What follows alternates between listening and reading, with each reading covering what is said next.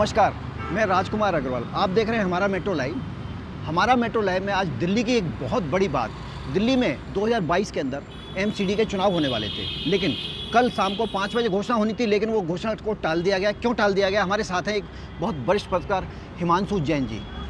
आप वरिष्ठ पत्रकार के होने के साथ साथ न्यू अशोकनगर के निवासी भी हैं। हम उनसे सीधे सीधे बात करते हैं कि इस चुनाव को लेकर उनका क्या कहना है। हिमांशु जी, स्वागत है आपका जी। आप हमें बताइए कि जो 2022 में जो एमसीडी के चुनाव थे ना, टाल दिया गया है, आपका इसमें क्या कहना है?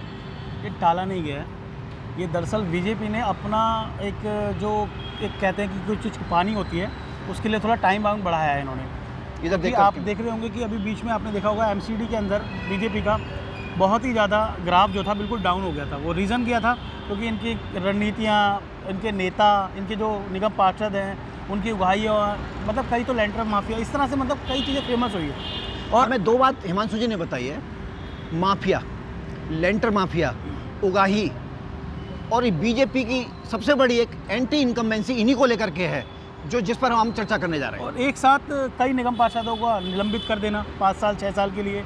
और ऐसा नहीं है कि आम आदमी पार्टी कोई दूध की धुली है, मैं ये भी नहीं कहूँगा, लेकिन आम आदमी पार्टी फ़िलहाल हमने उसको देखा नहीं है एमसीडी के अंदर, क्या उसका नेचर रहेगा, क्या रहेगा। मैं यहाँ रोकना चाहूँगा, अभी एक पूर्वी दिल्ली से एक आम आदमी पार्टी की पार्षद थी, उन्हें आम आदमी पार्टी ने भी सस्पेंड किया और वो सीबीआई ने उनको गिरफ्तार भी किया है। सस्पेंड नहीं हुई है वो, शायद आपको नहीं मालूम, वो सस्पेंड नहीं है। गीता रावत की बात आप कर रही हैं, और उसको सीबीआई ने रंगे हाथ पकड़ा था। वो निगम पार्षद प्रेजेंट में थी और हैं अभी भी। अभी उनकी मतलब बेल भी हो गई है, वो सीबीआई कोर्ट ने छोड़ दिया उनको, बेल होके आई है। बड़ा भव्य स्वागत भी किया गया, और उसके लिए आम आदमी पार्टी ने सबसे बड़ी बात देखी है कि चोर कोई भी हो, हमें चोर का बहिष्कार करना चाहिए, चाहे कुछ भी हो, जब तक हम उसको सही साबित ना कर दें।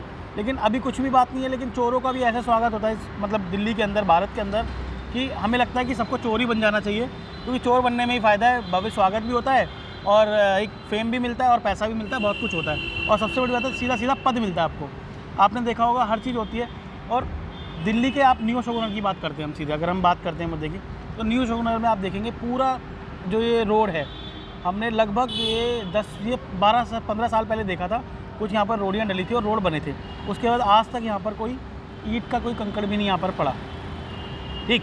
और अशोकनगर की वो दुर्दशा है कि हम अपने मतलब शब्दों में बता भी नहीं सकते। आप तो एक पत्रकार हैं, मैं आपसे सीधे सीधे सवाल करता हूँ। जैसे हमने रोड की बात की जी, रोड पार्षद के अंदर में आता है या विधायक के अंदर में आता है? मैं बताता हूँ।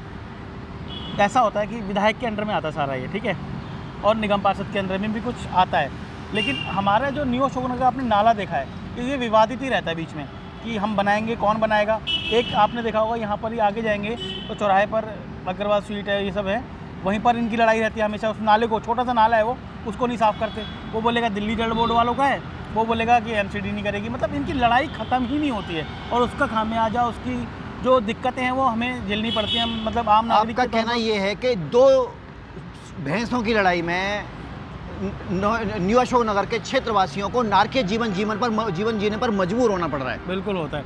और नारकीय नहीं, मैं आप सही बता दूं, जो कुछ जिनके पास थोड़ा ठीक ठाक हिसाब किताब है, या मतलब थोड़े से सामाजिक लोग हैं, वो छोड़ के भी जा रहे हैं अशोकनगर। ऐसा नहीं है, बेचने पे मजबूर हैं, क्योंकि करेंगे क्या यहाँ पर एक के ऊपर एक फ्लैट हैं, ये है, वो है, उगाइयाँ हैं। मतलब अशोकनगर में सबसे बड़ी बात, अशोकनगर में पानी का बिल आता है, पानी का बिल आता है, लेकिन पानी नहीं आता। पानी का बिल आता है, और जबकि केजरीवाल सरकार ने कहा है कि घर घर को निःशुल्क मूलभूत सुविधाओं के तहत पानी फ्री दिया जाएगा, लेकिन पानी का कनेक्शन नहीं है और पानी का बिल आ रहा है। क्या इत्तेफाक नहीं है? ये जादू है, मिरेकल है। आपसे नहीं लेंगे, जो फ्री है वो कहाँ से लेंगे, आप ये बताइए ना। मिरेकल कैसी तो होता है कि होता नहीं है, लेकिन कुछ हो जाता है, चमत्कार। तो बिल आता है लेकिन पानी नहीं आता यहाँ पर। और क्या ये मतलब न्यू अशोकनगर के जो क्षेत्रवासी हैं, उसको बिल को भर रहे हैं? कई लोग भरते हैं, क्या करेंगे? अगर आप बिल नहीं भरोगे तो आपका कनेक्शन नहीं होगा। अभी जो नकली कनेक्शन करे इन्होंने, ये जो सिविर के नकली कनेक्शन करे हैं, ये इतने बड़े हॉल में सिविर कनेक्शन है, आप समझ लीजिए। इतना बड़ा पाइप डाला है, इतना बड़ा, ज़्यादा नहीं होगा, इतने बड़े पाइप में इन्होंने सिविर कनेक्शन। आप ये लगा लीजिए, मल मूत्र की जगह होती है, बहुत सी ऐसी चीज़ें होती हैं, क्या उसके अंदर वो इतने बड़े पाइप के अंदर समा सकती हैं? लेकिन नकली, मैं इनको इसलिए बोलता हूँ कि नकली कनेक्शन है ये, मतलब पब्लिक को लुभाने के लिए। अभी आपने और सुना होगा, यहाँ पे अभी आगे जाएंगे, मेट्रो के आगे जाएंगे, मोहल्ला क्लिनिक। नहीं, मोहल्ला क्लिनिक आज से पहले नहीं था, लेकिन आज तारीख 10 है, 8 तारीख को, पिछली 8 तारीख को मोहल्ला क्लिनिक का एक नारियल तोड़ करके उद्घाटन किया गया है, लेकिन वहाँ आज भी हम मौके पर जाकर देखा कि वहाँ पर आज भी लेबर नहीं लगी हुई है। लेकिन हाँ, कुछ ट्रक के कुछ रिक्शे, रोड़ी या कह सकते हैं, या डस्ट कह सकते हैं, कुछ मेटल पड़ा ज़रूर है। मैं आपको अब स्पष्टता से बता देना चाहता हूँ, न्यू अशोकनगर के लिए एमसीडी के लिए कर्मचारी अलॉटेड नहीं है। आप समझ रहे हैं मेरी बात? न्यू अशोकनगर में कर्मचारी जो आते हैं, एहसान होता है हम लोगों पे, क्योंकि मैं पत्रकार के नाते कई बार करता हूँ, डिबेट भी करता हूँ, जाता भी हूँ लोगों से, और एमसीडी के दफ्तर में मेरी कई बार बहस होती है, तो उनका कहता है कि हम लोग ये एक्स्ट्रा आपको देते हैं, यहाँ के लिए कोई आपके लिए वो सुविधा नहीं है। आप ये लगा लीजिए, यहाँ से निगम पार्षद होते हैं। इन समस्याओं का जिम्मेवार कौन है? जिम्मेवार कोई नहीं है, जिम्मेवार यहाँ की जनता है। नहीं, जनता तो है ही, जनता का काम है सरकार को टैक्स के रूप में कर देना, लेकिन सरकार का काम है जनता को सुविधाएं उपलब्ध कराना। तो इसकी जिम्मेवारी मतलब किसके ऊपर? जो हम जनता के ऊपर शासन कर रहे हैं, और जनता गलती होने के बावजूद भी बार बार उनको चुन रही है, तो जनता की गलती नहीं है तो किसकी गलती है? 8 साल से अरविंद केजरीवाल, जो दिल्ली के मालिक, आपने सुना भी होगा स्टेटमेंट कि मैं दिल्ली का मालिक हूँ, वो दिल्ली के मालिक हैं, आपको पता ही है, वो मालिक को बार बार चुन रहे हैं, ठीक है। और आप न्यू अशोकनगर में देख लीजिए, चेहरा बदलता है, पार्टी सेम रहती है। क्यों भाई, ऐसी क्या गलती है? नहीं, ये तो एक संवैधानिक प्रक्रिया है, संविधान में है कि हर 5 साल के बाद में एक चुनाव की प्रक्रिया है, उसको हमें हर 5 साल पर दोहराना ही पड़ेगा। लेकिन हमें व्यक्तित्व तो देखना चाहिए ना सामने वाले का, हम किसको जिता रहे हैं, किसको क्या कर रहे हैं, हमें वो नहीं देखना चाहिए। सिर्फ मुंह उठाया और आंख बंद करी और मतलब दे दिया वोट, ऐसे करना चाहिए। अब मैं ये कहता हूँ, न्यू अशोकनगर के वालों से अपील करना चाहता हूँ कि न्यू अशोकनगर में किसी भी पार्टी को वोट ना करें। मेरे हिसाब से अपना निर्दलीय चेहरा खड़ा करें, ठीक, जो अपना भाई हो, जो आपके बीच का हो, जो आपकी समस्या सुन सके, जिसको आप डांट सको, जिसको आप घर पे जाकर बोलो भाई मेरे पानी पीना है। इस तरह के जो आपके भाई हैं, जो यहाँ के लोकल हैं, यहाँ पर जिन्होंने अशोकनगर को बनते हुए देखा, बसते हुए देखा है। मतलब आपका कहना यही है कि पार्षद चुनो ऐसा जो हो आपके घर के जैसा। यही का चाहिए हमें, ठीक है। और मेरी बात कोई माने ना माने वो एक अलग बात है, लेकिन मेरा मन से ये है कि कोई निर्दलीय यहाँ पर आए, जो यहाँ पे पड़ा हो, जिसको समस्या पता हो, जो हमारे मतलब पब्लिक के दुख हर सके, ख़त्म कर सके, जिसने गड्ढों में मतलब आप समझ लीजिए दीवार पकड़ के हम लोगों ने अशोकनगर को पार किया है। हिमांशु जी का यह कहना कि हमें पार्टी नहीं चाहिए, पार्टी देश को चाहिए। न्यू अशोकनगर एक मोहल्ला है, एक बाढ़ है, बाढ़ को एक ऐसा जनप्रतिनिधि चाहिए जो इस अशोकनगर का हो, जिसे वो लोग जानते हों। इसीलिए बार बार मैं कह रहा हूँ कि चुनो ऐसा जो हो आपके घर के जैसा। अभी हमें एक चीज़ और बताइए, अभी हाल ही में न्यू अशोकनगर के अंदर डीडीए ने आके कुछ लैंड को खाली कराया, तोड़ फोड़ किया, उसमें आपका क्या कहना है? यहाँ पे डीडीए का कोई मतलब ही नहीं है। पहली बात तो मैं आपको ये बता दूँ, अशोकनगर में ना डीडीए का मतलब है ना एमसीडी का मतलब है, लेकिन दोनों के नाम से उगाही होती है यहाँ पर, ठीक है। जिस लैंड को तोड़ने की बात है वो ज़्यादा नहीं है, मेरे अगर ये दीवार हटा दोगे तो 2 कदम पे ही है। मैं अपने कंट्रोल रूम को बोलूँगा कि वो वीडियो चलाएँ और हम लोग बात करते रहें। मैं ये बोल रहा हूँ कि यहाँ पर आप जाएंगे, ये रोड है, इसके पार जाएंगे, 10 कदम 20 कदम पे ही आपको वो जो लैंड तोड़ी है वो दिखा देंगे। पहले उसको बसने क्यों दिया, पहले उस परिवार को आने ही क्यों दिया, ठीक है। अब तोड़ने के बाद क्या साबित कर रहे हो आप, ठीक है। एमसीडी ना, आप ये बताइए, ये सिर्फ इतना ही था अवैध जितना इन्होंने तोड़ा है, और आगे तक आप जाएंगे ना, आगे तक वसुंधरा तक सारा इल्लीगल है ये। मैं अपनी आँखों का, लेकिन एक बात और मैं भूल जाऊँगा, यहाँ पे जिला अध्यक्ष बीजेपी से हैं, ठीक है, उनका नहीं टूटता, ठीक है। इतना बड़ा उन्होंने कोचिंग सेंटर खोल रखा, क्या है वो मुझे भी नहीं मालूम ना, मैं उसमें जाना चाहता, लेकिन इसी रोड पे नहीं है वो। कार्रवाई तो उस पर भी होनी चाहिए, क्यों नहीं हो रही? डीडी आती है दिल्ली सरकार के अंडर में, एमसीडी आती है बीजेपी के अंडर में, ठीक है।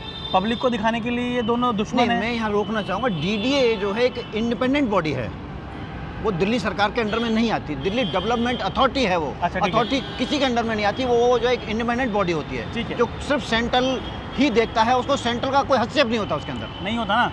उसके बावजूद एमसीडी में तो ये है ना, एमसीडी में तो है ना, अवैध निर्माण पे कार्रवाई की बात करते हैं। आप गली में मकान बनाओ, आपका तोड़ने आ जाएंगे, यहाँ पे तोड़ने आ गए डीडी। अब ये बताइए ना, जो इस रोड पे जो बने हुए हैं, आप देखेंगे, मैं नाम नहीं लूँगा, नाम लूँगा तो वो फेमस हो जाएंगे बेफिजुल में कि मैं किसी की क्यों लूँ।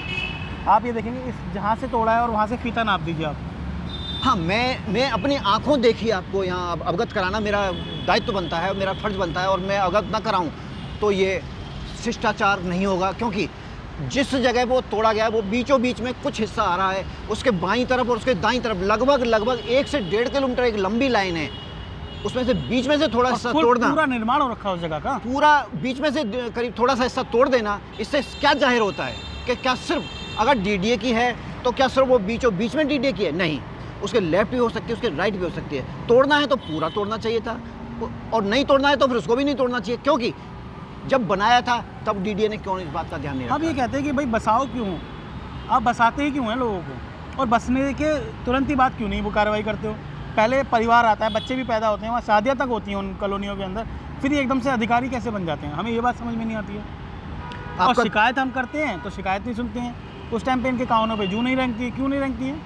मतलब कहने का साफ साफ लबोलुभाव सिर्फ यही है कि बनाने के भी पैसे दीजिए, तोड़ने से बचाने के लिए पैसे दीजिए, और जिस दिन सरकार चाहे उसको नेस्तनाबूद कर देती है, उन परिवारों को सड़क पर ला देती है। बल्कि ये कहना चाहिए जिसका भी ये घर टूटता है उसके दिल से क्या गुजरती होगी अगर वो आदमी उस समय ये भी सोच ले कि मेरा सब कुछ लुट गया है और मैं सुसाइड कर लूँ, तो इसका दोषी भी सरकार ही होगी। बिल्कुल होगी, सरकार ही होती है। और मैं तो कहता हूँ कि हर डेमोलिशन के पीछे सरकार का ही हाथ होता है। आप अपनी मर्ज़ी से पड़ोसी की एक ईंट में मतलब दीवार में कील नहीं ठोक सकते, लेकिन वो आती है सरकार का कुछ भी पर्सनल इशू भी होते हैं ना कई बार। अभी मैंने त्रिलोकपुरी का एक केस बता रहा हूँ। त्रिलोकपुरी में सब कुछ बना हुआ है, इधर भी बना हुआ है, इधर भी बना हुआ है, इधर भी मार्केट बनी है, इधर भी मार्केट बनी। एक बीच में एक छोटी सी झुग्गी पड़ी हुई थी, सिर्फ उसको तोड़ने के लिए बड़े बड़े बुलडोजर और एसएचओ, ठीक है, और इनके एक्सटेंट वगैरह पता नहीं कौन कौन फोर्स लेकर आ गए। अब ये बताइए क्या कहें, दुर्भाग्य कहें या देश का दुर्भाग्य कहें, यहाँ तो हर साख पर उल्लू बैठा है। अंजामे क़यामत क्या होगा? और ऐसी एक परंपरा न्यू अशोकनगर में फैली हुई है कि लेंटर के नाम पर पैसे लिए जा रहे हैं, मकान की बाउंड्री बनाने के नाम पर भी पैसे लिए जा रहे हैं। मकान के अंदर अगर आपकी मूलभूत सुविधा में जल की सुविधा सरकार नहीं दे पा रही और अपनी जल की व्यवस्था भी कर लेता है, तो जल की बोरिंग के नाम पर भी पैसे लिए जा रहे हैं। एक ऐसी लूट बाजारी न्यू अशोकनगर दिल्ली, जिसे हम देश की राजधानी कहते हैं, और उसके अंदर लूट चल रही है। और बॉर्डर लगता है ये हमारा, अगर आप इस तरफ जाएंगे तो यूपी, इस तरफ जाएंगे तो इतना संवेदनशील क्षेत्र होने के बावजूद भी डेवलपमेंट के नाम पर यहाँ पर सिर्फ धोखा है लोगों के साथ। इसलिए हम ये कहेंगे न्यू अशोकनगर वासियों से कि चुनाव तो होंगे और होते हैं, हर साल होंगे, हर 5 साल में होंगे, लेकिन इस बार अपना जो प्रतिनिधि है ना सोच समझ कर चुने। भले वो निर्दलीय खड़ा हो, लेकिन उसका साथ देंगे तो आपको पता नहीं अशोकनगर को कहाँ से कहाँ ले जाएगा, क्योंकि घर का बच्चा ही घर के हाल समझ सकता है। तो कोई भी खड़ा हो उसका साथ दें, बाकी आप बात ही कर रहे हैं। कहते हैं ना, जिसके लगती है वही जानता है। इसका मतलब साफ साफ यही जाहिर होता है कि हमें इस क्षेत्र का ही प्रतिनिधि चाहिए, बिल्कुल, जो इस क्षेत्र से भली भांति अवगत हो, और ऐसा चुनना इसीलिए कहा गया है कि ऐसा चुना जो आपके घर के जैसा हो।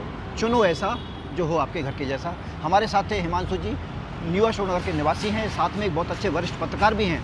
आपने पूरे अशोकनगर की दुर्दशा के बारे में हमें बताया। मैं राजकुमार अग्रवाल, हमारा मेट्रो लाइव के लिए न्यू अशोकनगर दिल्ली से।